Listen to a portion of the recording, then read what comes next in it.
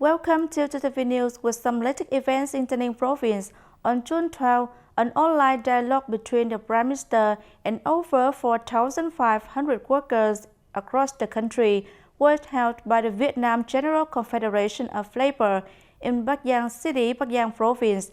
The dialogue took place under the chair of Prime Minister Phạm Minh Chính, along with the participation of the President of the Vietnam General Confederation of Labour Nguyễn Đình Khang and leaders of relevant ministries and branches. At Tay Ninh report, the dialogue was attended by the leaders of the Provincial Party Committee, the People's Committee, and the Labour Confederation, together with representatives of trade unions and workers in the province. With the team Vietnamese workers with aspiration to develop the country, the program is a forum for union members and workers to meet, express their thoughts, aspirations, and propose issues related to employment and life to the heads of the government and leaders of ministry and branches. The Prime Minister would listen, understand, and direct the resolution of the rights issues and convey messages to workers nationwide. 10 groups of issues were discussed at the program, mainly wages, education, healthcare, culture, security, and other regimes and policies, etc. The Provincial Labour Confederation has also gathered recommendations that workers are very interested in, such as proposal to increase regional minimum wages to reduce difficulties for workers, officials, and employees, building boarding kindergartens and primary schools, opening kindergarten for workers' children in industrial parks, building hospitals in industrial zones, cultural institutions for workers, together with many other remarkable issues, etc. The Prime Minister has assigned specific tasks to the Vietnam General Confederation of Labour, ministry, branches, and localities to take care of and protect the legitimate rights and interests of workers, to create the best conditions for workers to have stable jobs and improve their living standards, giving opportunities for workers to contribute the most to the development of the country, especially in the period of accelerating socio-economic recovery and development after the COVID-19 pandemic. As part of the program, the Prime Minister gave gifts to 25 disadvantaged workers at Bắc Giang Ridge Point. The Vietnam General Confederation of Labour launched the 9-hour plus program, helping workers improve their spiritual life after hard working hours. A delegation of Tay Ninh province and relevant departments and agencies led by Deputy Director of the Provincial Department of Foreign Affairs Nguyễn Thành Nhân held a bilateral exchange with the working group of Cambodian Ministry of Public Works and Transport, functional forces of Ba International Boardgate, Tay Ninh province, and Japan International Cooperation Agency. The talks were held at Mộc International Boardgate, Bến Câu district.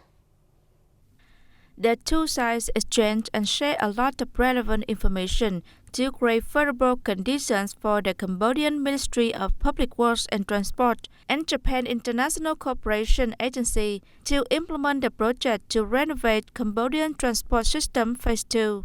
This is also to connect with the location to develop the proposed infrastructure investment projects at Mộc Boardgate, Tay Ninh province in the near future, as well as in the coordination and application of IT to connect functional Boardgate forces between the two sides in settling regulations and procedures for quick customs clearance, thereby contributing to reducing traffic congestion, creating favorable conditions for the circulation and transport of goods and passengers through Mộc International Boardgates.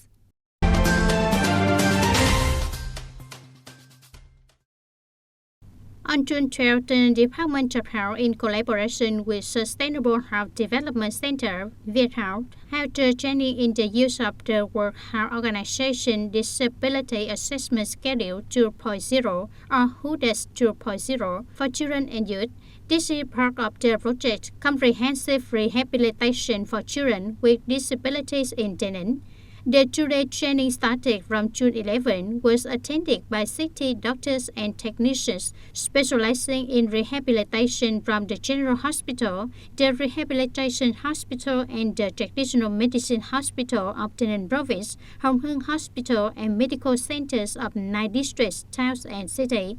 The WHODAS 2.0 for children and youth is a general health assessment instrument playing a very important role in rehabilitation care for people with disabilities. The training course helps doctors and technicians update their knowledge about assessment tools and develop intervention planning to be able to accurately and fully assess the ability, as well as evaluate the progress and effectiveness of the care and treatment for people with disability, especially children. Turn to other news. The audience creating new jobs for about 10,000 workers, establishing about 3,250 new enterprises, striving to 2025, forming industrial clusters and value chains in the field of production and processing of key and competitive products of the province, including crop and livestock products, applying high technology, are the objective of the project, supporting small and medium-sized enterprises for the 2021-2025 period in Tay Ninh Province.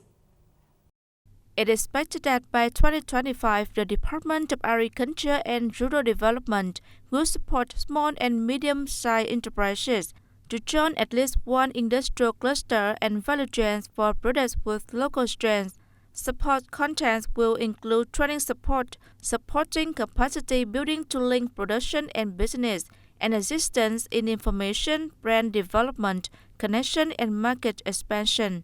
To improve the capacity to link production and business, these enterprises will be supported with 100% of the consulting contract value to comprehensively assess their capacity in industrial clusters and value chains, no more than 30 million Vietnam dong per contract per year per enterprise.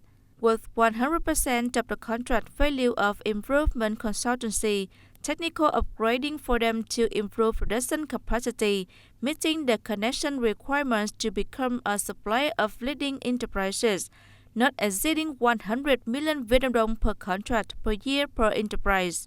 As for assistance in information, brand development, connection, and market expansion, enterprises will be supported with 50% of the consulting contract value for successfully registering an account to sell products and services on international e-commerce platforms, no more than 100 million Vietnam dong per contract per year per enterprise. 50% of the cost of maintaining an account on domestic and international e-commerce platform, but not exceeding 50 million Vietnam dong per contract per year per enterprise, and no more than 2 years from the time the enterprise successfully registers an account on the international e-commerce platform. Besides, small and medium-sized enterprises are also supported with the cost of venue rental, design and staging a booth, transportation of display products, travel expenses, expenses for accommodation, and meals for representatives of the business participating in trade fairs and exhibitions, not exceeding 50 million Vietnam dong per year per enterprise for domestic events, and no more than 70 million Vietnam dong per year per enterprise for events held abroad.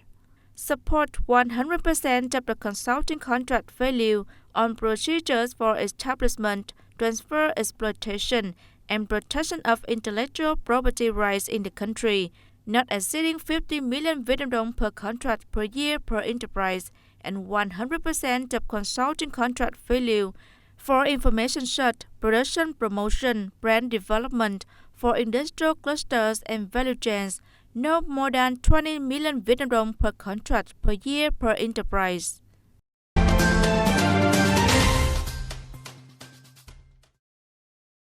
According to the Department of Agriculture and Rural Development, in the 5-year period from 2016-2021, one of the key solutions that the industry has implemented is to accelerate digital transformation, apply science and technology to production, including supporting traceability of plants and animals.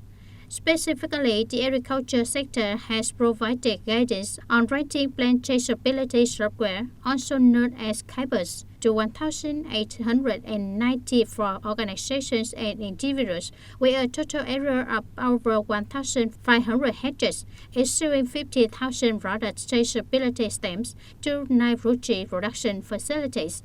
Besides, it has also supported to grant 100 growing area costs and 21 costs of fresh fruit packing facilities for export to the EU, US, Australia, New Zealand, and China markets. 12 livestock farms and slaughterhouses are currently using TTV software to trace the origin of clean pork. Some farms have applied technology using images diagnosing livestock diseases, using chips to monitor health status and milk yield in dairy cows. The Department of Agriculture and Rural Development will continue to implement and propose the implementation of agricultural extension projects and models, apply science and technology to production, and accelerate digital transformation in the agricultural sector. The WHODAS site clearance for the implementation of public investment projects in Tay Ninh province has faced many difficulties in recent years, mainly related to land compensation price. The main cause of the people's complaints, compensation price is based on the market price and the transaction of transferring land use rights. However, the price in most land contracts is much lower than the actual transfer price. Between 2018 and 2021, Tay Ninh province has 113 public investment projects that require land acquisition. The lands of 8,852 households have been reclaimed. The majority of people have agreed and handed over the premises to investors to implement the project. However, according to reports from many localities, the agricultural land price fever has occurred in many places, especially in areas adjacent to roads. This has caused some people whose agricultural land has been reclaimed to disagree with the compensation plan according to the price of agricultural land. Some people have been building houses on rice land and land for perennial crops. These aren't residential land. When conducting compensation work, we try to explain the matter to them. The compensation is based on the certificate of land use right, but the people didn't agree. According to the Provincial People's Committee's report, the land price market is changing very quickly. The land around the project area immediately changes as soon as the investment projects are announced to be implemented, leading to an increase in the value of land right use transfer transactions. Meanwhile, to avoid tax, most people have declared the land value equal to or lower than the land price issued by the Provincial People's Committee. People mainly avoid taxes, so in contrast, they declare prices equal to or lower than state prices. But according to the calculation of the tax authorities, if the price declared lower, it will be calculated according to the price issued by the state. And if it's declared higher, it will be calculated according to the actual price. According to the Land Fund Development Centers of localities, the biggest problem of the project is compensation. If the people agree to hand over the land, they can increase the workload for the remaining states to keep up with the schedule. In fact, only a few households are complaining, but it has greatly affected the implementation progress of projects, especially key projects of the province. During the May meeting between the Standing Committee of the Provincial People's Council and the Provincial People's Committee, the Standing Committee of the Provincial People's Council said that it's necessary to ensure the interests of the people on the basis of compliance with the provisions of the law. It's necessary to correctly determine the market price of land, but under normal conditions and in accordance with the land use purpose granted by the state. Currently, we can't manage it, so there is a situation where the price of agricultural land is manipulated, raised to the level of residential land and float up. So this issue must be fully communicated to relevant objects. To solve this problem, it's necessary to find a solution for the people to write the correct value in the land use right transfer contract to limit tax evasion. The state also needs to have solutions to manage the housing price market to prevent land speculation and blowing up land prices. This problem is also causing headaches for many provinces and cities across the country. At the number of ongoing congressional deliberations, many delegates also suggested that measures should be taken to strictly manage the real estate markets to prevent manipulation and price inflation from causing damages to both the people and the state. That's all for today's TTV News. Thanks for watching and see you next time.